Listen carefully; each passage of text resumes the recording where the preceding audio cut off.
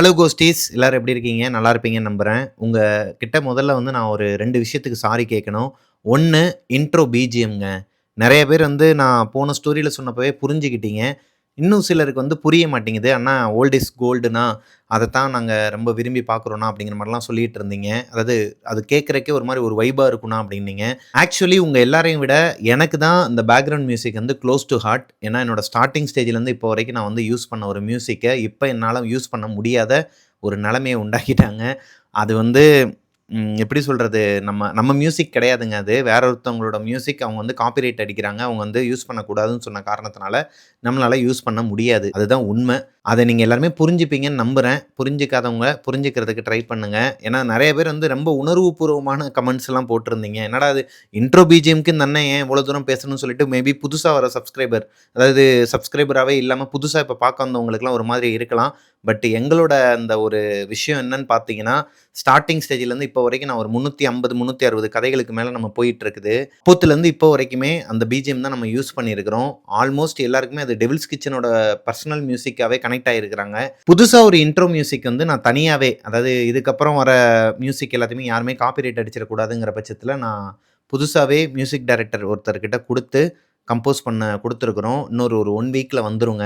2வதா நான் எதுக்கு சாரி கேட்கணும்னு சொன்னேன் அப்படின்னு பார்த்தீங்கன்னா, போன ஸ்டோரிங்க. அதாவது கேரளா ஹாண்டட் பேச்சுலர் ஹவுஸ்ன்னு சொல்லிட்டு ஒரு ஸ்டோரி ஒண்ணு பார்த்திருந்தோம். இதுக்கு முந்தின ஸ்டோரி தான். அந்த ஸ்டோரியில காக்கிநாடான்னு சொல்லிட்டு நான் சொல்லியிருப்பேன். காக்கிநாடாங்கிறது ஆந்திர பிரதேஷ்ல இருக்கு அப்படிங்கிற மாரி நெறைய பேர் போட்டிருந்தீங்க. அதுதான் உண்ம. பட் என்கிட்ட அந்த ஸ்டோரிய சொன்னவர் சொன்னது என்னன்னு பார்த்தீங்கன்னா, காக்கிநாடு, அதாவது காக்கநாடு அப்படிங்கிற மாரி சொல்லியிருந்தாரு. நான் அத வந்து கொஞ்சம் கன்ஃப்யூஸ் பண்ணி நான் தான் தப்பா சொல்லிட்டேன். அதுக்கு நான் ஒரு பெரிய சாரி கேட்டுக்கிறேன். வாங்க இன்னைக்கான ஸ்டோரிக்குள்ள போலாம். தமிழ்நாட்டுல சதுரகிரிங்கிற இடம் உங்க எல்லாருக்குமே தெரிஞ்சிருக்கலாம். மேபி ஒரு சிலருக்கு தெரியாதவங்களுக்கு நான் சொல்றேங்க. சதுரகிரிங்கிறது ராஜபாளையத்துக்கு பக்கத்துல இருக்கிற ஒரு ஊருங்க. சதுரகிரின்னு சொன்னாலே சுந்தர மகாலிங்கம் அந்த தெய்வத்தோட பேர் தாங்க நமக்கு ஞாபகம் வரும். எம்பெருமான் ஈசனோட அதாவது இந்த பருவதமலை, திருவண்ணாமலைன்னு சொல்றாங்க இல்லையா? அந்த மாதிரி ரொம்பவே பிரசித்தி பெற்ற ஒரு மலை. இப்போ அந்த சதுரகிரி மலைக்கு பக்கத்துல இருக்கிற ஒரு அழகான கிராமங்க. 2014 செப்டம்பர் 10ஆம் தேதிங்க. ஈவினிங் ஒரு 5:30 மணி இருக்கும். ஒரு வயக்காடு, அதாவது ராமமூர்த்திங்கிறவரு அவருக்கு சொந்தமான இடத்துல, அதாவது அவரோட வயக்காட்டுல மழை வரப்போற மாதிரி இடி மின்னலோட மேகம்லாம் ஒரு மாதிரி கருமேகம்லாம் சூழ்ந்து மழை வரப்போகுது. ஆல்மோஸ்ட் கொஞ்சம் தூரவே ஆரம்பிச்சிருச்சுன்னு வச்சுக்கோங்களேன். அவரோட இடத்துக்குள்ள ராமமூர்த்தி மட்டும்தான், அவர் கூட யாருமே இல்ல. வரப்பு வெட்டுறதுக்காக போயிருக்கிறாருங்க. இடமே வேஸ்ட் ஆயிரும். தண்ணி போறதுக்கு இந்த வாய்க்கா வரப்பு வெட்டுறதுன்னு சொல்லுவாங்க. நீங்க கேள்விப்பட்டிருப்பீங்க மேபி. நான் பிக்சராகவும் போடுறேன் பாருங்க. இந்த மாதிரி வாய்க்கா வரப்பு வெட்டிட்டு இருக்கும்போது, அதாவது அவரோட இடம் வந்து சின்ன இடம் தாங்க. ஒரு 3/4 ஏக்கர் தான் வச்சுக்கோங்களேன். அதுல இந்த வரப்பு வெட்டுறது கொஞ்சம் தூரத்துக்கு தான் வெட்டணும்னு வச்சுக்கோங்க. ஆல்மோஸ்ட் கொஞ்சம் தூரம் வெட்டி தான் வச்சிருப்பாங்க. அதுல அந்த தண்ணி போறதுக்கு உண்டான வேயை மட்டும் அவங்க உருவாக்கி, அந்த தண்ணி வந்து பக்கத்து இடத்துக்குள்ளேயும் போகாம வேற ஒரு திசையில திருப்பி விடுறது அவங்களோட வேலை. அதாவது அந்த அந்த வேலையை தான் அவர் பார்த்துட்டு இருக்கிறாருன்னு வச்சுக்கோங்களேன். திடீர்னு மழை பயங்கரமா பிடிச்சிருதுங்க. கரெக்டா அவரோட வேலையை முடிக்கும் போது சரியான மழைங்க. இவரோட இடத்துக்கு பின்னாடியே ஒரு மோட்டர் ரூம் இருக்கும். அந்த மோட்டர் ரூம் பக்கத்திலேயே ஒரு பெரிய கிணறு இருக்குமாங்க. அந்த கிணத்துல இருந்து தண்ணி எடுத்து தான் அந்த ஏரியாவில் இருக்கிறவங்க எல்லாருமே யூஸ் பண்ணிட்டு இருக்கிறாங்க விவசாயத்துக்கு. அப்படி இருக்கும் பட்சத்தில் அந்த மோட்டருமே அந்த கிணத்தோட கனெக்ட் பண்ணி தான் வச்சிருக்கிறாங்க. இப்போ மழை அதிகமாக பெய்கிற காரணத்தினால வேகமா ஓடி போயிட்டு அந்த மோட்டர் ரூம்குள்ள போயிட்டு உட்காந்துக்கிறாரு. அடுத்த 10 நிமிஷத்துல அந்த இடமே ஒரு மாதிரி இருட்டிடுதுங்க. மழை அதிகமாக பெய்ய ஆரம்பித்த காரணத்தினால ராமமூர்த்தி அங்கே பக்கத்தில் இருக்கிற அந்த மோட்டர் ரூம்குள்ளே போயிட்டு நிற்கிறாருங்க. அதாவது வெளியவே ஒரு தகரம் போட்டு வச்சுருப்பாங்களாம். அங்கே நிற்கிறாரு. சாரல் பயங்கரமாக இவர் மேலே அடிக்கும்போது உள்ளே போயிடுறாருங்க. ஏன்னா ஆல்ரெடி இவருக்கு ஒரு 2 நாளைக்கு முன்னாடி தான் கீழே விழுந்து காயமாயிருக்குது. இந்த காயத்துக்கு மருந்தும் போட்டிருக்கிறாரு. மழை தண்ணியில் பட வேணாங்கிற பட்சத்தில் சரின்னு சொல்லிட்டு அந்த மோட்டர் ரூம்குள்ளே போயிட்டு உட்காந்துக்கிறாரு. இப்போது அந்த வயக்காட்டுக்குள்ளே ராமமூர்த்தி மட்டும்தான் அந்த மோட்டர் ரூம்குள்ளே தனியாக உட்காந்துருக்கிறாரு. கரண்ட்டும் போயிடுதுங்க. ஒரே ஒரு குண்டு பல்ப் ஒன்று உள்ளே போட்டு வச்சுருக்கிறாங்க எல்லோ கலரில். அந்த லைட்டும் ஆஃப் ஆகிடுது. அந்த இடமே கொஞ்சம் கொஞ்சமாக டார்க் ஆகிக்கிட்டே வருதுங்க. இவர் கிராமத்துக்காரர் தான். ஆல்ரெடி இவருக்கு அந்த வயக்காட்டில் இருக்கிற எக்ஸ்பீரியன்ஸ் எல்லாமே சின்ன வயசுலேருந்தே இருக்குங்கிற காரணத்தினால இவருக்கு அந்த அளவுக்கு பயம்லாம் கிடையாது. மழை நிற்கிற வரைக்கும் வெயிட் பண்ணலான்னு சொல்லிட்டு அந்த மோட்டர் ரூம்குள்ளேயே உட்காந்துருக்கிறாரு. இப்போது ராமமூர்த்திக்கு கிணத்துக்குள்ளே யாரோ ஒருத்தவங்க குதிக்கிற மாதிரி சத்தம் கேட்குறாங்க. அவருக்கு ஒரு மாதிரி நெஞ்செலாம் பதறுது. ஏன்னா இந்த சின்ன பசங்க தான் வீட்டுக்கு தெரியாமல் இந்த கிணத்துல வந்து குதிச்சு நிறைய பேர் இறந்துலாம் போயிருக்கிறாங்க இதே கிணத்துல குதிச்சு. அப்படி யாராச்சும் ஒரு பையன் தான் உள்ள வந்து விழுந்துட்டானு சொல்லிட்டு இவருக்கு பதறுதுங்க. ஏன்னா ராமமூர்த்திக்கும் வேலுன்னு சொல்லிட்டு ஒரு பையன் இருக்கிறாங்க. பதறி போய் உள்ள இருக்கிற அந்த ஜன்னல் வழியாவே எட்டி பார்க்கறதுக்கு ட்ரை பண்றாரு. ஆனால் அங்கேருந்து பார்க்கும்போது எதுவுமே தெரியலை. இப்போது மழையில் நனைஞ்சாலும் பரவாயில்லன்னு சொல்லிட்டு அங்கே இருக்கிற ஒரு தகரத்தை எடுத்து தலையில் வச்சுக்கிட்டு வேகமாக வெளியே வராரு. வெளியே வந்து அந்த கிணத்துக்கிட்ட வந்து நின்று பார்க்கும்போது யாருமே இல்லை.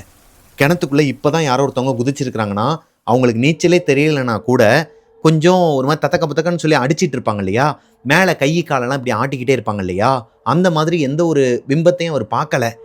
என்னடா அது, ஒருவேளை எதனா கல்லு உள்ளே விழுந்திருக்குமா? அவ்வளோ பெரிய கல் விழுகணும்னா யாராச்சும் ஒருத்தர் தள்ளி விட்டால் தான் முடியும். இந்த பூனை நாயெல்லாம் வந்து இடிச்சு விட்டு ஒரு கல் விழுகுதுன்னா அது இவ்வளோ சத்தமாலாம் கேட்காது. அந்த கிணத்துல யாரோ ஒரு ஆள் விழுந்த மாதிரி தான் கேட்டிருக்குது. இப்போ ராமமூர்த்திக்கு மனசுக்கு சரியா படலைங்க. ஏன்னா இந்த வயக்காட்டுக்குள்ள நிறைய மோகினிகள்லாம் வந்துட்டு அலையிறதா ஒரு மித்து இருக்குது. அது அவர் சின்ன வயசுல இருக்கும்போது அவங்க அப்பா அவருக்கு சொல்லி வளர்த்தது. அந்த மோகினி எல்லாமே நள்ளிரவு 12 மணிக்கு மேலே தான், அதாவது மிட் நைட் 12 மணிக்கு மேலே 5 மணிக்குள்ளே தான் இங்கே நடமாடிட்டு இருக்குங்கிற மாதிரி தான் அவர் கேள்விப்பட்டிருக்கிறாரு இது நாள் வரைக்கும் கட்டுக்கதைகளில். ஆனால் அவருக்கு பின்னாடி அந்த வயக்காட்டில், அதாவது அவரோட வயக்காட்டில் வெட்டி விட்டுருக்கிறார் இல்லையா வரப்பு, அந்த வரப்பில் வேகமாக ஓடி வர மாதிரி சத்தம் கேட்டிருக்குது. கொற்ற மலையோட சத்தமும், யாரோ ஒருத்தவங்க ஓடி வராங்கன்னா அந்த தண்ணியில் மிதித்து ஓடி வருவாங்க இல்லையா, அந்த சத்தமும் கூடவே கொலுசு சத்தமும் கேட்டிருக்குதுங்க. இந்த 3 சத்தமும் இவருக்குள்ள ஒரு பயத்தை கொடுக்குது. எப்படியாச்சும் அந்த இடத்த விட்டு வேகமாக ஓடிடலான்னு சொல்லிட்டு திரும்பும்போது யாருன்னே தெரியல, ஒரு கருப்பு உருவமாங்க. அந்த மலை தண்ணி, அந்த கொற்ற மலையில் அந்த தண்ணியில் வேகமாக ஓடி வந்து இவர் முன்னாடி நின்னது மட்டும் இல்லாமல் இவரை மேலே கையை வச்சு தள்ளியும் விட்டுருக்குதுங்க. இப்போ ராமமூர்த்தி மட்டும் அந்த கிணத்துக்குள்ளே விழுந்துருக்காரு. அவர் கிணத்துக்குள்ளே விழுந்ததுக்கு அப்புறமாவும் ஆக்சுவலாக அவருக்கு நீச்சல் தெரியும், கிராமத்திலே வளர்ந்த ஒரு பர்சன்கிறனால அவருக்கு பிரச்சனை கிடையாது. ஆனால் அவர் தண்ணிக்குள்ளே குதித்ததும் ஒரு சைடு கரை ஒதுங்கி மேலே பார்க்கும்போது அதே கருப்பு உருவம் மேலே நின்று இப்படி பயங்கரமாக சிரிச்சிருக்குதுங்க. இவருக்கு ஒரு மாதிரி கொலை நடுங்கிருக்கு. அவ்வளவுதான், இதுக்கப்புறம் நம்மளால் உயிரோட வெளியவே வர முடியாது, நமக்கு என்னதான் நீச்சல் தெரிஞ்சாலும் இந்த மோகினி நம்மளை கொல்லணும்னு சொல்லிட்டு முடிவு பண்ணிட்டா, இப்படி நம்ம தனியாக வந்து மாட்டிக்கிட்டோமேன்னு சொல்லிட்டு அவரோட மனசில் ஒரு பயம் இருந்தாலும், இன்னொரு பக்கம் ரெகுலராக அவர் ஐயப்பனுக்கு மாலை போடுறவராங்க. கிட்டத்தட்ட 15 வருஷமாக மாலை போட்டிருக்கிறாரு. அதாவது 2014 நவம்பர் மாதம் போட்டார்னா மொத்தம் 16 வருஷம் கணக்கு ஐயப்பனுக்கு. ஐயப்பனை மனசில் நினச்சிக்கிட்டு சுந்தர மகாலிங்கம் இந்த சிவபெருமானை மனசில் நினச்சிக்கிட்டு கண்ணை மூடி ஒரு 2 நிமிஷம் அந்த மோகினியோட சிரிப்பு சத்தம் அடங்குற வரைக்குமே இவர் கண்ணை மூடி இந்த 2 தெய்வத்தை மட்டும்தான் அவரோட மனசுக்குள்ள நினைச்சிருக்கிறாருங்க. ஒரு கட்டத்துக்கு மேல மழை நின்றுது. அந்த இடமே ஒரு மாதிரி மயான அமைதியாயிடுதுங்க. அதாவது அந்த மோகினியோட சிரிப்பு சத்தமும் கேட்கல. இப்போ அவர் கண்ணை திறந்து பார்க்கும்போது மேலே யாருமே இல்லை. கிணத்துக்குள்ளேயே படிக்கட்டு வருமாங்க. அதாவது ஸ்டெப்ஸ்னா நம்ம வீட்டிலலாம் இருக்கிற மாதிரி ஸ்டெப்ஸ்லாம் இருக்காதுங்க. இந்த கிராமத்து சைடு கிணத்துல குளிக்கிறவங்களுக்கு தெரியும், கல்லாக அப்படியே அட்டாச் பண்ணி வச்சுருப்பாங்க, அதை தான் பிடிச்சி மேலே ஏறி வரணும். ஸோ இப்போ அதில் ஏறி மேலே வந்து பார்க்கும்போது மேலே யாருமே இல்லைங்க. இந்த ஒரு அனுபவம் அவருக்கு லைஃப்பில் மறக்கவே முடியாத ஒரு பயத்தை கொடுத்துருக்குது. இப்போ ராமமூர்த்தி அந்த இடத்த விட்டு தப்பிச்சா போதும்னு சொல்லிட்டு அவரோட ஊருக்குள்ளே வந்து அவரோட ஃப்ரெண்ட் சர்க்கிளில் இருக்கிறவங்க கிட்டலாம் சொல்கிறாரு. இப்போ தான் அந்த ஊருக்குள்ளே இருக்கிறவங்களும் நிறைய பேர் சொல்கிறாங்க, நாங்களும் அந்த உருவத்தை பார்த்துருக்குறோம். இந்த விஷயம் அந்த ஊரில் இருக்கிறவங்க எல்லாருக்குமே தெரிஞ்சால் ரொம்ப பேனிக் ஆயிடுவாங்க. ஃப்யூச்சரில் இவங்க ஒருவேளை அந்த இடத்தையே விற்றாலோ இல்லை எதனா அடமானத்துக்குலாம் கொடுப்பாங்களாம். அந்த மாதிரி அடமானத்துக்கு கொடுக்கும்போது எதனா ப்ராப்ளம் வருங்கிற பட்சத்தில் அதை மறைச்சிடுறாங்க. மொத்தத்துக்கே ஒரு 6 பேர்லேருந்து 7 பேருக்கு தான் தெரியுமா, அதாவது 6 குடும்பத்துலேருந்து 7 குடும்பத்துக்கு தான் தெரியுமா அந்த ஊரில். மறைச்சிட்டு அந்த இடத்துல ஒரு பூஜைலாம் பண்ணியிருக்கிறாங்க. அந்த பூஜை பண்ணதுக்கப்புறமா எந்த ஒரு அமானுஷத்தையும் அங்கே பார்க்கல அப்படிங்கிற மாதிரி சொல்கிறாங்க. ஆக்சுவலாக இந்த ராமமூர்த்திங்கிறவர் வேற யாரும் கிடையாதுங்க, என்னோட ஃப்ரெண்டு வேலுங்கிற பையனோட அப்பாங்க. ஒரு 2 ஸ்டோரிக்கு முன்னாடி சொல்லியிருந்தேன், என்னோட ஃப்ரெண்டோட அப்பாவுக்கு நடந்த, அதாவது வயக்காட்டில் நடந்த ஒரு அனுபவத்தை நான் சொல்கிறேன்னு சொன்னேன், ஆனால் சொல்லலை. நிறைய பேர் கமெண்ட்டில் கேட்டுக்கிட்டே இருந்தீங்க. இன்றைக்கி நம்ம பார்க்க போகிற ஸ்டோரியும் இதே மாதிரி ஒரு கிராமத்தில் நடந்த ஒரு உண்மை சம்பவம் தாங்க. ரொம்பவே பயங்கரமான ஒரு திகில் சம்பவம். அதனால தான் இதை முதல்ல சொல்லிட்டு அந்த ஸ்டோரிக்குள்ளே போகலான்னு சொல்லிட்டு நான் உங்ககிட்ட சொன்னேன். இன்னைக்கான ஸ்டோரிக்குள்ளே போகிறதுக்கு முன்னாடி நம்ம சேனலை சப்ஸ்கிரைப் பண்ணாதவங்க சப்ஸ்கிரைப் பண்ணிடுங்க, பக்கத்தில் இருக்க பெல் ஐகானை தட்டி விட்டுருங்க. வாங்க ஸ்டோரிக்குள்ளே போகலாம். Welcome to our show devil's kitchen.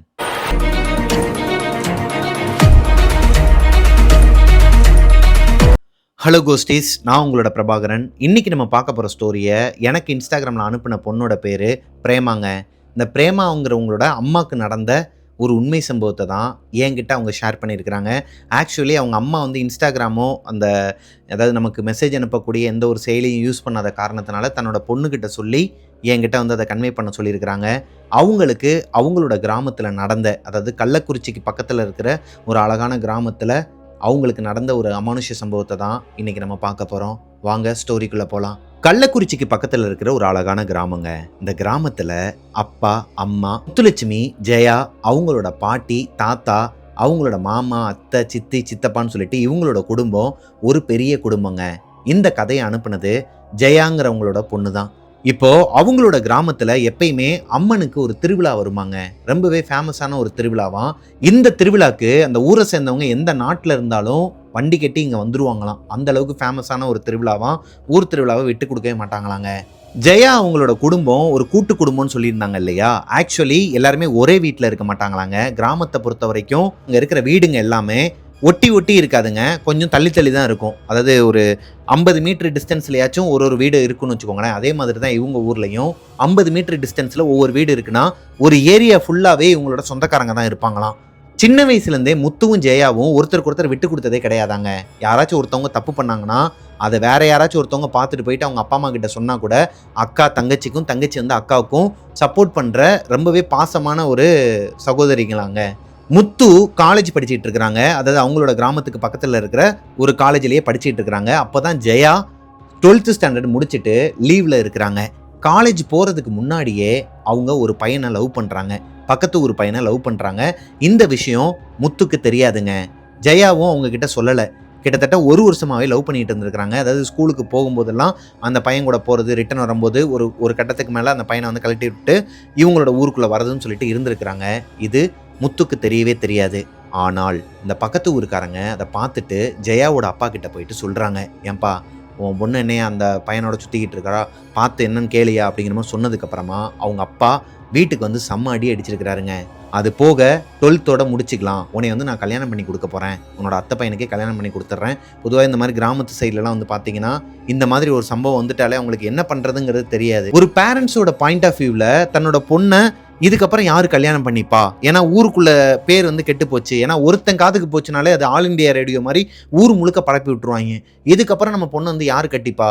நம்மளோட அக்கா பையனோ இல்லை தங்கச்சி பையனோ இருக்கிறான், அத்தை பையனை பிடிச்சி கல்யாணம் பண்ணி வச்சிடலாம்னு சொல்லிட்டு தாங்க பார்ப்பாங்க.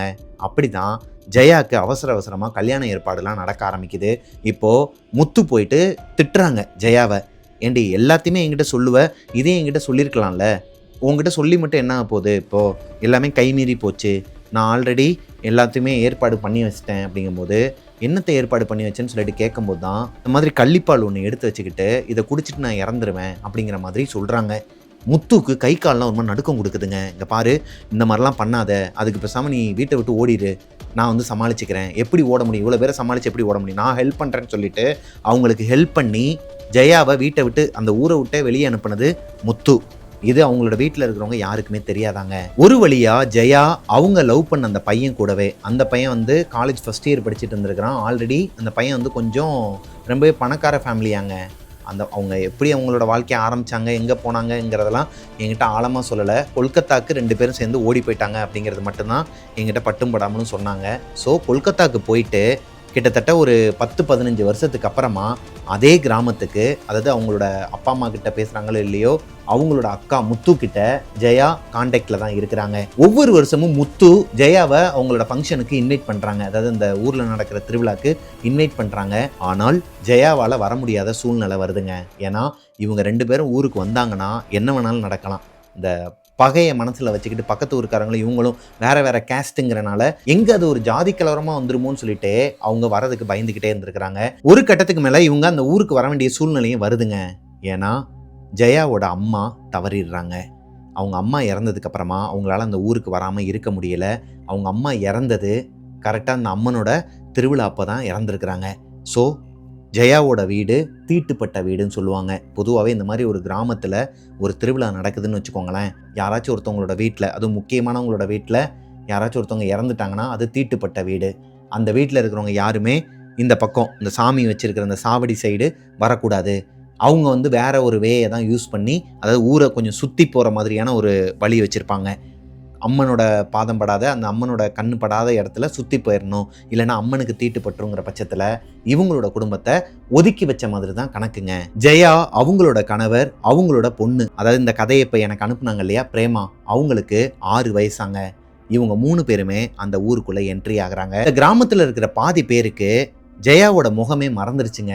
யாரோ வராங்க போல அப்படின்னு சொல்லிட்டு, அதுவும் கார்ல வராங்கன்னு சொல்லிட்டு யாருமே எதுவுமே சொல்லல, கண்டுக்கல. இந்த கார் ஜெயாவோட வீட்டுக்கு வாசல்ல வந்து நிக்கும்போது, ஓடிப்போன ஜெயா வீட்டுக்கு வந்துட்டா அப்படிங்கிற மாதிரி அந்த ஏரியாக்குள்ள ஃபுல்லா, அந்த கிராமம் ஃபுல்லாவே பரப்பி விடுறாங்க.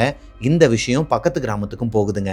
இப்போ அந்த பையனோட அப்பா அம்மா, கூட பிறந்த அண்ணன் தம்பிங்க எல்லாருமே கிளம்பி இந்த கிராமத்துக்கு வராங்க. இப்போ நாள் அவங்க வந்து இறங்கின நாள் ஒரு மணி நேரத்துக்கு பெரிய சலசலப்பா இருந்திருக்குதுங்க. இருந்தாலும் ஜெயாவோட குழந்தை இந்த பிரேமா இருக்கிறாங்க இல்லையா, அவங்களோட முகத்தை பார்த்ததுக்கு அப்புறமா இந்த 2 வீட்டாளுங்களுமே கொஞ்சம் அடங்கி இருக்கிறாங்க. வயசானவங்க எல்லாருமே கொஞ்சம் காம் டவுன் ஆகி, "எப்பா நடந்தது நடந்து போச்சு, ஆல்ரெடி வீட்டில் வேற ஒரு இளவு விழுந்திருக்குது, இப்போது இந்த மாதிரியான சண்டைகள்லாம் வச்சுக்க வேணாம், வந்தவங்கள நம்ம வீட்டை விட்டு அனுப்பவும் கூடாது, அவங்கள கூப்பிட்டு உள்ளே உட்காரைங்கப்பா, இதுக்கப்புறமாச்சும் எல்லாமே நல்லதாக நடக்கும்னு சொல்லிட்டு நம்புவோம், ஊரில் திருவிழா வேறு நடக்குது, தேவையில்லாமல் போலீஸ்லாம் வந்து பிரச்சனை பண்ண வேணாம்." இந்த 2 சமூகத்தினருமே ஒரு மாதிரி சுமூகமாக போயிட்டாங்க. ஆனால் சுற்றி இருக்கிறவனுங்க எல்லாருமே ஒரு மாதிரி பார்க்கறது, வம்பிழுக்கிறது, இந்த மாதிரிலாம் இருந்திருக்கிறானுங்க.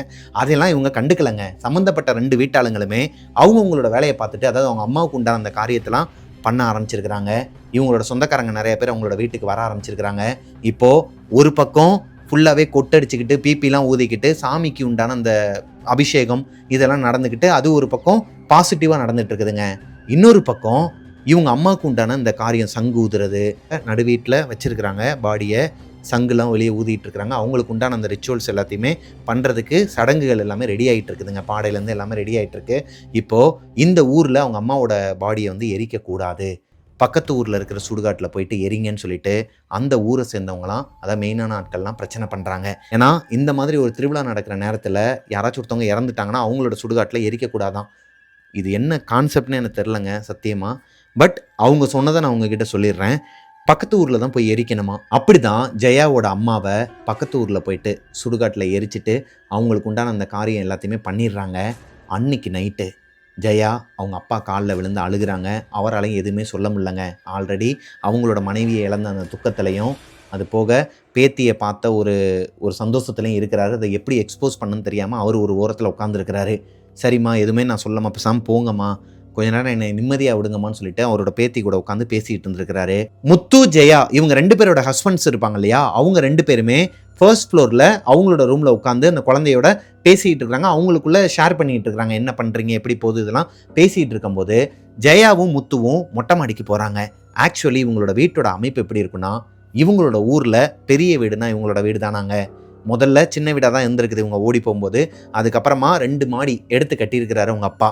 இப்போது கீழே மெயின் டோரை ஓப்பன் பண்ணால் ஒரு பெரிய ஹால் இருக்குமாங்க.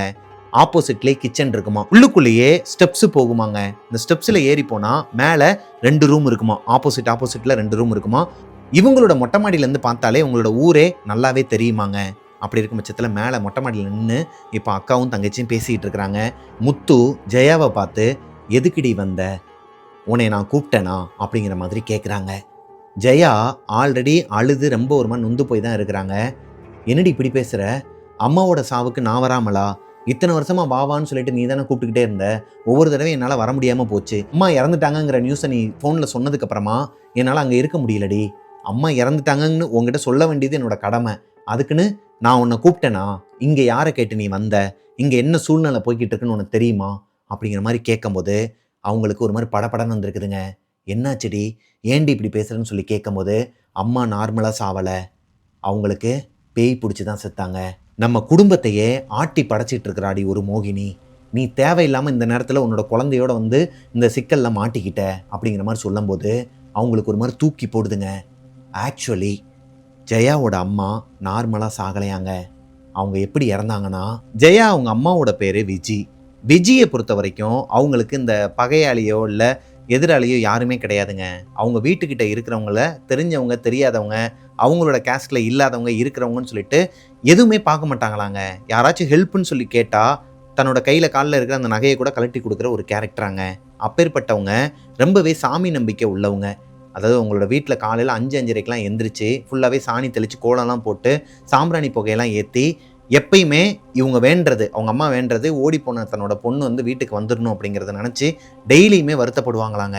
அப்படி இருக்கிற ஒருத்தவங்க அவங்க இருக்கிற தெருக்கு பக்கத்து தெருவில் ஸ்ரீலங்காவிலேருந்து வந்தவங்க ஒரு ஸ்ரீலங்கன் ஃபேமிலி வந்து அவங்களுக்கு ஃப்ரெண்டாங்க. அவங்க வீட்டுக்கு இவங்க சமைக்கிற பொருளெல்லாம் எடுத்துகிட்டு போய் கொடுக்கறது, அவங்களோட வீட்டில் சமைச்சாங்கன்னா எதனா இவங்க வீட்டுக்கு கொடுக்குறதுன்னு சொல்லிட்டு ரொம்பவே கொஞ்சம் அந்யூன்யமாக தாங்க இருந்திருக்கிறாங்க. அதுக்கு ஒரு முக்கியமான காரணம் என்னன்னு பார்த்தீங்கன்னா, அந்த வீட்ல இருக்கிற ஒரு பொண்ணு. அந்த பொண்ணு ஓடிப்போன ஜெயா மாதிரியே இருப்பாங்களாம். அதனாலேயே அவங்க தன்னோட பொண்ணுக்கு செய்றதா நெனச்சு, அவங்க வீட்டுக்கு போறது, வரதுன்னு சொல்லிட்டு இருந்திருக்கிறாங்கங்க. நல்லா தாங்க போயிட்டு இருந்திருக்குது. ஒரு நாள் ஈவினிங் ஒரு 6, 6:30 மணி இருக்குமாம். இவங்க வீட்ல பால் கொழுக்கட்டை செஞ்சிருக்கிறாங்க. யாரு? விஜி. அந்த பால் கொழுக்கட்டைய எடுத்துக்கிட்டு, அந்த ஸ்ரீலங்கன் ஃபேமிலி அவங்களோட வீட்டுக்கு போயிட்டு குடுக்கலான்னு சொல்லிட்டு போனவங்க, வீட்டுக்குள்ள பயங்கரமா சத்தம் கேட்டுக்கிட்டு இருக்குது. யாரோ ஒருத்தவங்க அலறி அடிச்சு கத்துற மாதிரியும், பொருட்கள் எல்லாம் கீழ போட்டு உடைக்கிற மாதிரியும் பயங்கரமா சத்தம் கேட்குது. அக்கம் பக்கத்துல இருக்கிறவங்க எல்லாருமே வெளிய நின்னு வேடிக்கை பார்க்குறாங்களே தவிர்த்து யாருமே போயிட்டு கேட்க மாட்றாங்க. இப்போ வேகமா போயிட்டு அவங்களோட வீட்ல விஜி கேட்குறாங்க. அதாவது டோர நாக் பண்றாங்க. ஓப்பன் பண்ணல. அவங்களுக்கு கால் பண்றாங்க. எடுக்கல. ஒரு 5 நிமிஷத்துக்கிட்ட விஜி அவங்களோட வீட்டுக்கு வெளியவே வெயிட் பண்றாங்க. அக்கம் பக்கத்துல இருக்கிறவங்கலாம் என்ன சொல்றாங்கன்னா, அவங்களோட பொண்ணுக்கு பேய் பிடிச்சிருச்சு போல. அந்த பொண்ணு எப்ப பார்த்தாலும் அமாவாசை எதுவுமா இப்படிதான் பயங்கரமா கத்திட்டு கத்திட்டு ஓடும். அவங்க பிடிச்சு பிடிச்சு வைப்பாங்க. என்னம்மா சொல்றீங்க? அந்த மாரி நான் கேள்விப்பட்டதில்ல, பார்த்ததும் இல்லையே. அவங்க என்கிட்ட சொன்னது இல்லையே. ஏப்பா உனக்கு தெரியாதா?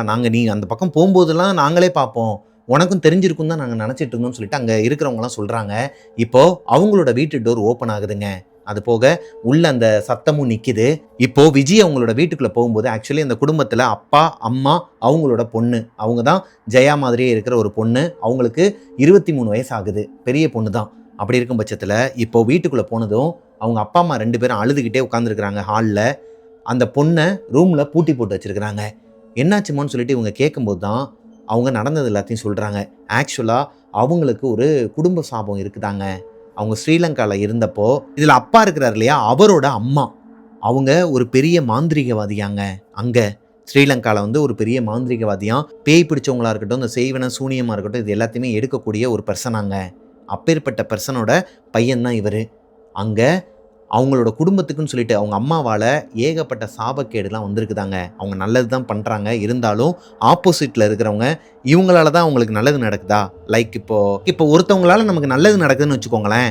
இவன் யார்றா இவனுக்கு நல்லது பண்றது? அவன் இருந்தா தானே இவனுக்கு நல்லது நடக்கும். அவன் இல்லன்னா, அப்ப அவனுக்கு எதனா ஒண்ணு செய்யலாம்னு சொல்லிட்டு செய்வாங்க இல்லையா? அந்த மாதிரி தான் அவங்க அம்மா மேல நெறைய அந்த செய்வன, ஏவலு, அங்க இருக்கிற அந்த ஒரு எச்சி பேய்ன்னு சொல்லிட்டு நம்ம ஆல்ரெடி நெறைய ஸ்டோரியில ஒரு 2 ஸ்டோரியில பார்த்துருக்கோம்னு நெனைக்கிறேங்க.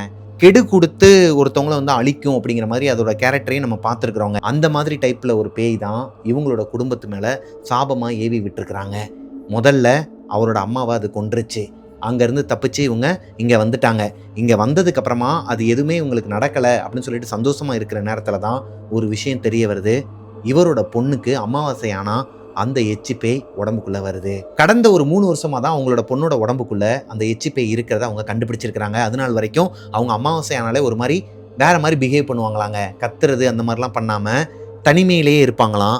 யாரோட பேச்சையும் கண்டுக்க மாட்டாங்களாம். நிறையா கறிசோறு போட்டு சாப்பிடுவாங்களாம். இன்னும் வேணும் இன்னும் வேணும்னு சொல்லிட்டு கேட்டுக்கிட்டே இருப்பாங்களாம். அவங்கள கூட்டு போயிட்டு மந்திரிக்கும் போதெல்லாம் எந்த ஒரு ரியாக்ஷனுமே இருக்காதாங்க. அமைதியாக தான் இருப்பாங்களாம். எப்பயும் போல போயிட்டு ரிட்டர்ன் வந்துருவாங்களாம். ஆனால் ஒவ்வொரு அமாவாசைக்கும் இது கண்டினியூ ஆகும்போது தான் அவங்களுக்கு ஒரு விஷயம் தெரிய வருது. அவங்களோட பூர்வீகம், அதாவது இந்த ஸ்ரீலங்காவில் இருக்கிற ஒருத்தவங்க கிட்ட அவங்க அம்மாவோட சிஷியர்கள்லாம் இருப்பாங்க இல்லையா? அதாவது கூடயே ட்ராவல் பண்ணவங்களாம் இருப்பாங்க இல்லையா? அவங்களில் ஒருத்தவங்க கிட்ட கேட்கும்போது தான் இந்த குணாதிசயங்கள் எல்லாத்தையும் வச்சு அது எச்சி அது உங்களை பின்தொடர்ந்து அங்கே வரைக்கும் வந்திருக்குது. ரொம்ப கேர்ஃபுல்லாக இருங்க. பொண்ணை பார்த்துக்கோங்க. எங்களால் அங்கே வர முடிய இயலவில்லை. நீங்கள் வந்து அங்கே இருக்கிறவங்க யாராச்சும் ஒருத்தவங்க மூலயமா இதுக்கு உண்டான இந்த விஷயத்த பாருங்கள், பூஜைகள்லாம் பண்ணுங்கன்னு சொல்லிட்டு அங்கேருந்தே இவங்களை கைடு பண்ணுறாங்க. என்ன தான் கைடு பண்ணாலும் இவங்க போய் நிறைய பேரை பார்த்தாலும் இவங்க பொண்ணை காப்பாற்ற முடியலை.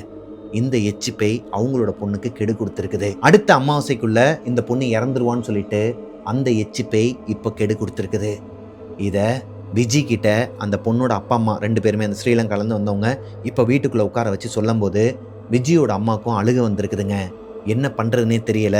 எதனா 1% இருந்தால் கூட அந்த பொண்ணை வந்து நான் காப்பாற்றுறேன், என்னை நம்புங்க, என்னால் முடிஞ்ச ஹெல்ப்பை நான் பண்ணுறேன்னு சொல்லிட்டு அந்த வீட்டை விட்டு கிளம்பி வந்திருக்கிறாங்க. எப்பேற்பட்ட ஒரு நல்ல ஜீவன் பாருங்களேன். யாராச்சும் நமக்கு தெரிஞ்சவங்களுக்கு சின்னதாக ஒரு பிரச்சனை வந்தால் கூட விட்டுட்டு ஓடுறவனுங்க தான் இங்கே அதிகங்க. ஆனால் விஜய் அம்மா அப்படிப்பட்டவங்க கிடையாது. அந்த பொண்ணுக்கு எதனா ஒரு பாயிண்ட்ல அந்த பொண்ணோட உயிரை காப்பாற்ற முடியுமான்னு சொல்லிட்டு அவங்க பார்க்காத ஆட்களே கிடையாதாங்க. உங்களுக்கு ஒரு அம்மா ஒரு கடவுளாக வந்து வாக்கு சொன்னதுன்னு பார்த்தீங்கன்னா மாசாணி அம்மன் கோயிலுக்கு கூட்டு போ, மலை கிட்ட இருக்கிற மாசாணி அம்மன் கோயிலுக்கு கூட்டு போ, அந்த அம்மா பார்த்துப்பா, இந்த பொண்ணோட உயிருக்கு அந்த அம்மா கேரண்டிங்கிற மாதிரி சொல்லிடுறாங்க. இப்போ இதை நம்புறாங்களோ நம்பலையோ, அவங்க சொல்றது எல்லாத்தையுமே இவங்க கேட்டு தான் ஆகணுங்கிற பட்சத்தில் இப்போ அந்த குடும்பத்தையே கூப்பிட்டுக்கிட்டு, அந்த பொண்ணு, அப்பா, அம்மா 3 பேரையும் கூப்பிட்டுக்கிட்டு இவங்க ஒரு காரில் மாசாணி அம்மன் கோயிலுக்கு போகிறாங்க. ஆனைமலையில் இருக்கிற ஒரு மாசாணி அம்மன் கோயிலாங்க. ரொம்பவே சக்தி வாய்ந்த அம்மனா. அந்த அம்மா கிட்ட போயிட்டு மனசுருகி அழுது வேண்டிக்கிட்டா, இப்போ யாராச்சும் ஒருத்தவங்க நமக்கு செய்வன சூனியம் அதுன்னு சொல்லிட்டு வைக்கிறாங்க அப்படின்னா கூட அது அவங்களுக்கே திருப்பி அடிச்சிருமாங்க. லைக் இப்போ வந்த கருப்பு படத்தில் கூட அந்த மிளகா மொத்தமாக அரைச்சி மேலே அப்பி விடுவாங்க இல்லையா, அந்த மாதிரியான சில ரிச்சுவலும் அங்கே இருக்குமாங்க, அங்கே நடக்குமா. அது ரொம்பவே துடியான அம்மன், கோவக்கார அம்மனாங்க. அவங்களோட கோவிலுக்கு போகிற வரைக்குமே எந்த ஒரு பிரச்சனையும் வரலை. ஆனால் கோவிலுக்கு கிட்ட ரீச் ஆகும்போது ஒரு 2 கிலோமீட்டர் டிஸ்டன்ஸில் டயர் பஞ்சர் ஆகிடுதுங்க. இவங்க எல்லாருமே இறங்கி நடந்து போக வேண்டிய ஒரு சூழ்நிலை வருது. நடந்து போகும்போது சம்மந்தப்பட்ட பொண்ணு இருக்கிறாங்க இல்லையா, அவங்க திடீர்னு கத்திட்டு நடு ரோட்டில் திரும்பி ஓடுறாங்களாம். அதாவது அந்த கோவில் பக்கத்தில் வர வர அவங்களால அந்த ஹீட்டை தாங்க முடியல என்னன்னு தெரியல, அங்கேருந்து ஓடுறதுக்கு ட்ரை பண்ணுறாங்க. இப்போது இவங்க எல்லாருமே அக்கம் பக்கத்தில் இருக்கிறவங்கலாம் கூப்பிட்டு இவங்களும் அந்த பொண்ணை கண்ட்ரோல் பண்ணி இழுத்துட்டு வராங்க இந்த கோவிலுக்குள்ளே. இந்த கோவிலுக்குள்ளே வரும்போது அவங்க ட்ரெஸ் எல்லாம் கிளிக்க ஆரம்பிச்சிட்டாங்களாங்க. பார்க்குறவங்க, அந்த ஏரியாவில் இருக்கிறவங்க எல்லாருமே அந்த பொண்ணை தான் பார்த்துருக்குறாங்க. இருந்தாலும் அந்த பொண்ணை உள்ளே தூக்கிட்டு போயிட்டு அந்த கோவிலில் உட்கார வச்சு ஒரு 10 நிமிஷத்துக்கு அப்புறமா தான் அந்த பொண்ணு நார்மல் ஸ்டேஜுக்கே வந்திருக்கிறாங்க. அப்பையும் அவங்களால பேச முடியலை, எந்திரிச்சு நடக்க முடியலை, ஒரு மாதிரி கிறக்கமாகவே தலை சுற்றி போயிட்டு படுத்தே கிடக்குறாங்க. அதாவது அவங்கள எந்திரிச்சு நிப்பாட்டவே முடியலையாங்க தூக்கி.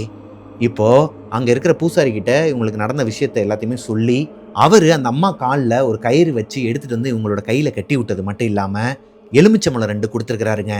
இந்த எலுமிச்சம்பழத்தை தாண்டி அந்த உடம்புக்குள்ளே இருக்கிற ஆத்மாவால் எதுவுமே பண்ண முடியாது. நீங்கள் தொடர்ந்து 3 வாரத்துக்கு வர பாருங்க, முடிஞ்சால் இங்கேயே எங்கேயாச்சும் ரூம் எடுத்து கூட தங்கிருங்க அப்படிங்கிற மாதிரி சொல்லும்போது இவங்களால ரூம் எடுத்து தங்க முடியாது.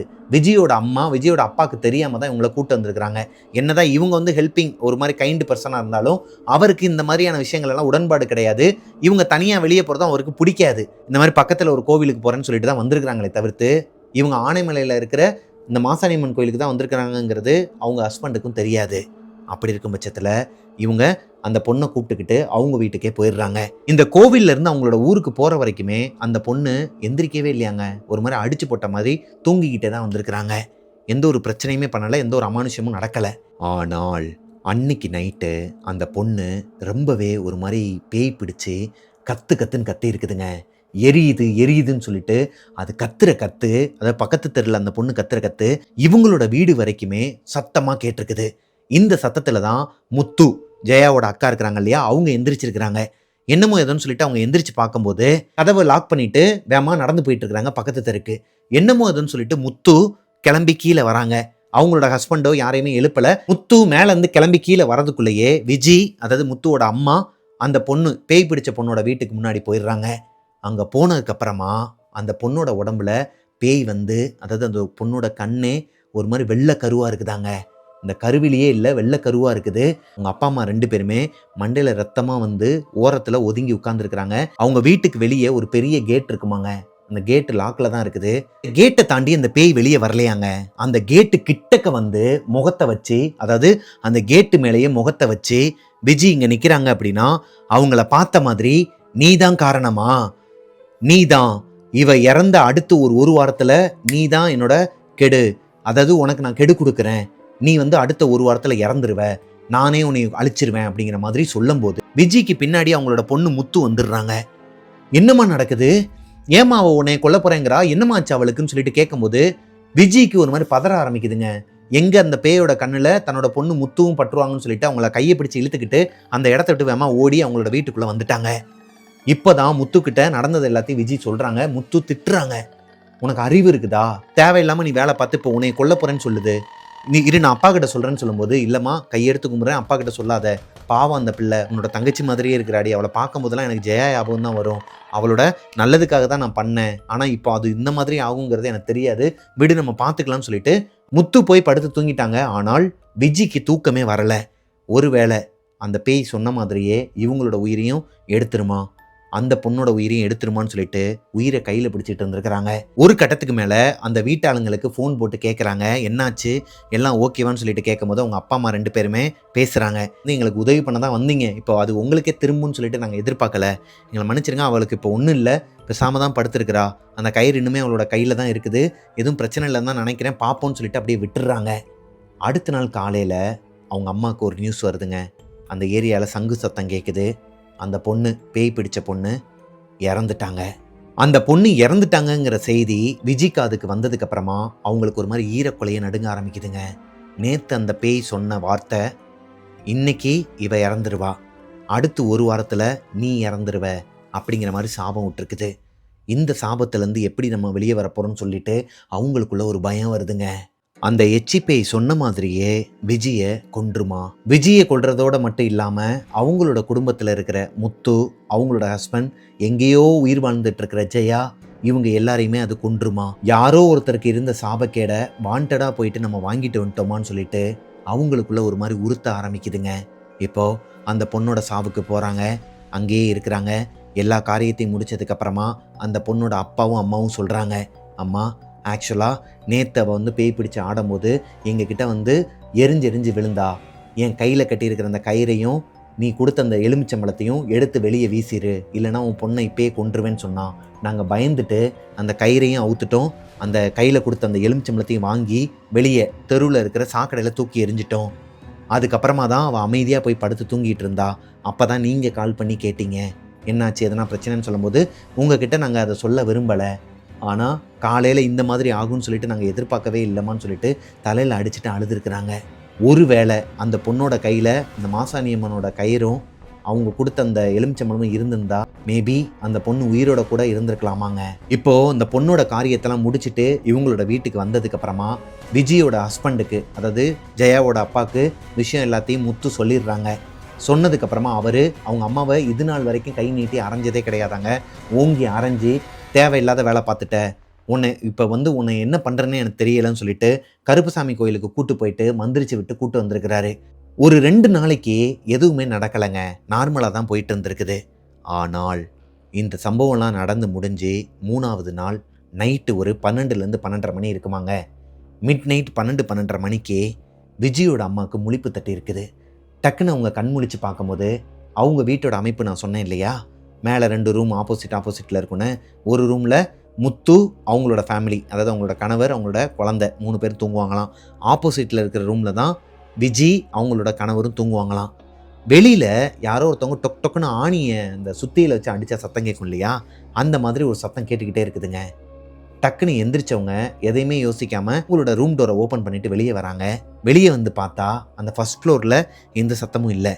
ஆனால் கீழே கிரவுண்ட் ஃப்ளோரில் அந்த சத்தம் கேட்குது. யாராக இருக்கும் இந்நேரத்துலன்னு சொல்லிட்டு அவங்க பாட்டுக்கு எல்லா லைட்டையும் ஆன் பண்ணிவிட்டு கீழே போகிறாங்க.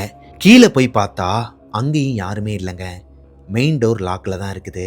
அவங்களோட கிச்சனில் ஏதோ பொருட்களெல்லாம் உருட்டுற மாதிரி சத்தம் கேட்குது. மெதுவாக நடந்து போய் பார்க்குறாங்க, அங்கேயும் யாருமே இல்லை. இவங்களுக்கு ஒரு மாதிரி இனம் புரியாத ஒரு பயம் வருதுங்க.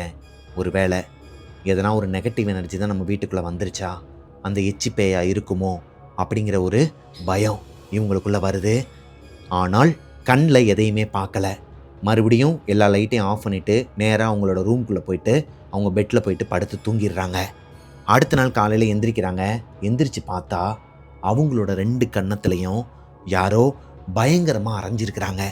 அதாவது ஓங்கி ஒரு அறை அரைஞ்சாங்கன்னா வீங்கும் இல்லையா கையச்சோட, அந்த மாதிரி 2 கண்ணமும் வீங்கி இருக்குதான், ரெட் கலரில் இருக்குதான். விஜயோட கணவர் தான் அடுத்த நாள் காலையில் விஜயவை எழுப்புறாரு.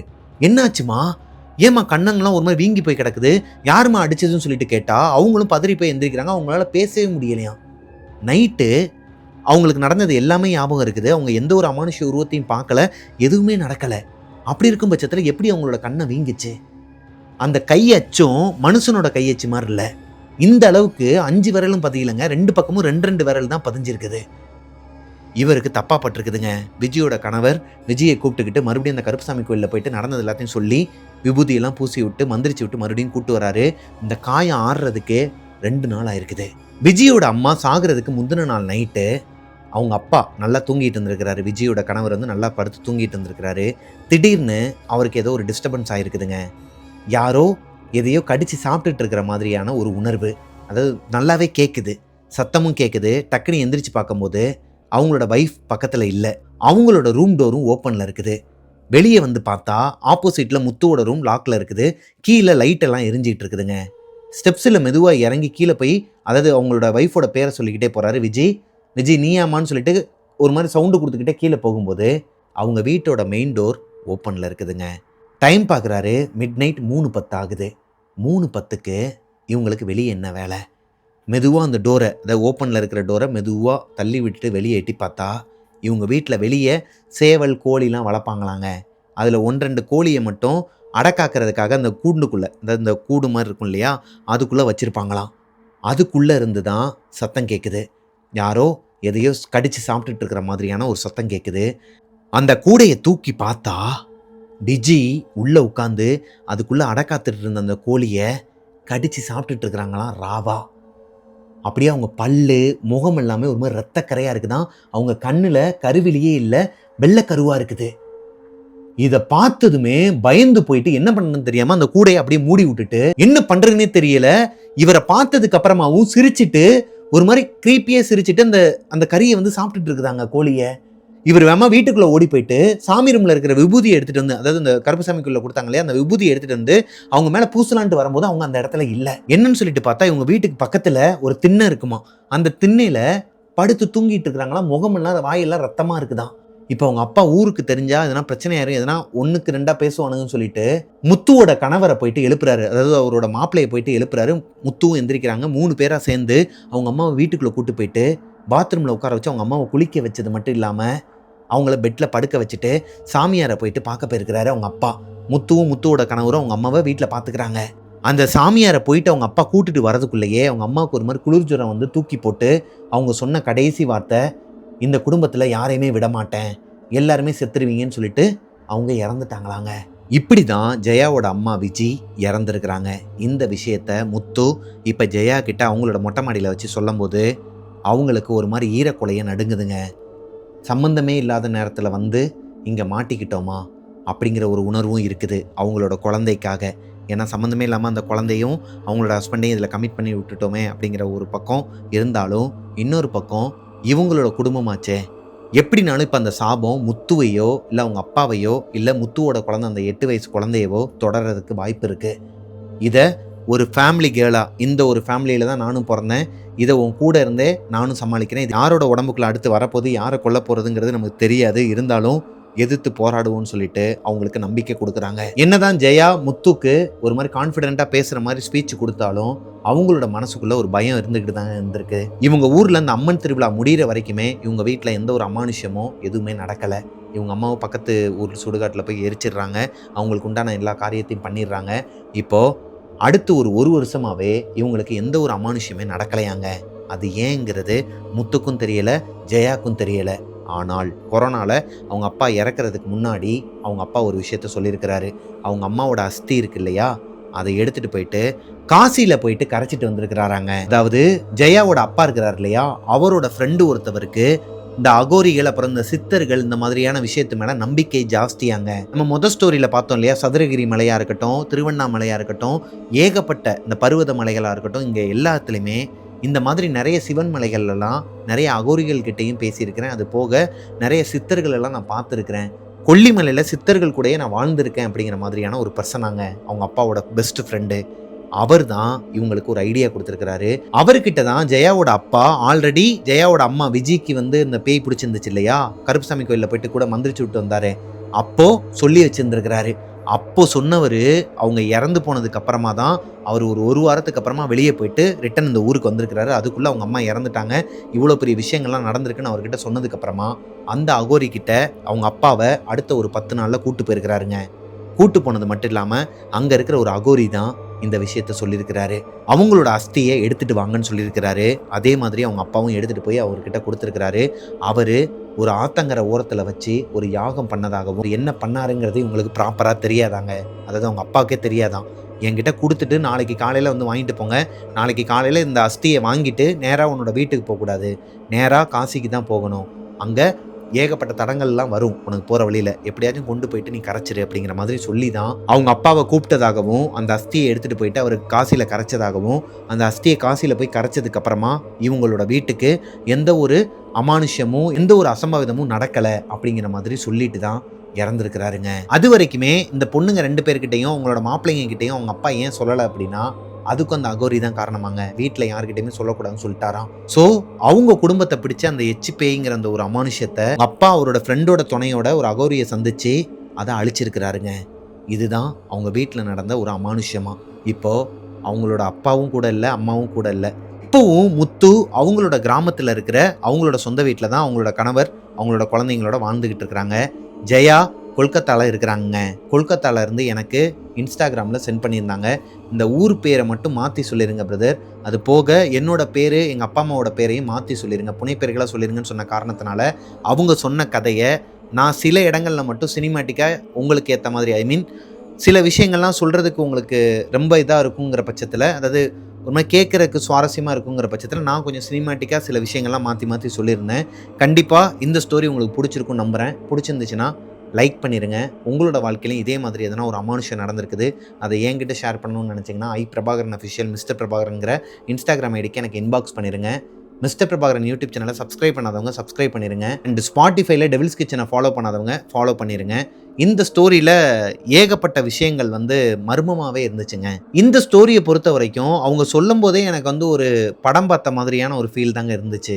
இது நம்புற மாதிரியும் இல்ல, நம்பாத மாதிரியும் இல்ல. ஏன்னா அவங்களோட குரல்லேயே அந்த நடுக்கம் தெரிஞ்சுச்சு. அது போக அழுதுகிட்டே தான் சில விஷயங்கள்லாம் அவங்க அப்பா இறந்த விஷயமா இருக்கட்டும், அம்மா இறந்த விஷயமா இருக்கட்டும், அதெல்லாம் ரொம்ப அழுதுகிட்டே தான் சொன்னாங்க. இது எந்த அளவுக்கு உண்மை பொய்ங்கிறது எனக்கு தெரிலங்க. பட் இது ஒரு நல்ல ஒரு சுவாரஸ்யமான கதையா இருந்த காரணத்தினால, நான் உங்ககிட்ட என்னோட ஸ்டைல்ல நரேட் பண்ணி முடிச்சுட்டேன். ஸோ, மிஸ்டர் பிரபாகரன் யூடியூப் சேனல சப்ஸ்கிரைப் பண்ணாம பார்த்துட்டு இருக்கிறவங்க சப்ஸ்கிரைப் பண்ணிருங்க. பக்கத்தில இருக்க பெல் ஐகான தட்டி விட்டுருங்க. மேபி அவங்க சொன்னது எல்லாமே உண்மையாக இருந்தால் பாவங்க. அவங்களோட குடும்பமே வந்து இப்பேற்பட்ட ஒரு சூழ்நிலை எந்த குடும்பத்துக்குமே வரக்கூடாதுன்னு தான் நான் வேண்டுவேன் கடவுள்கிட்ட.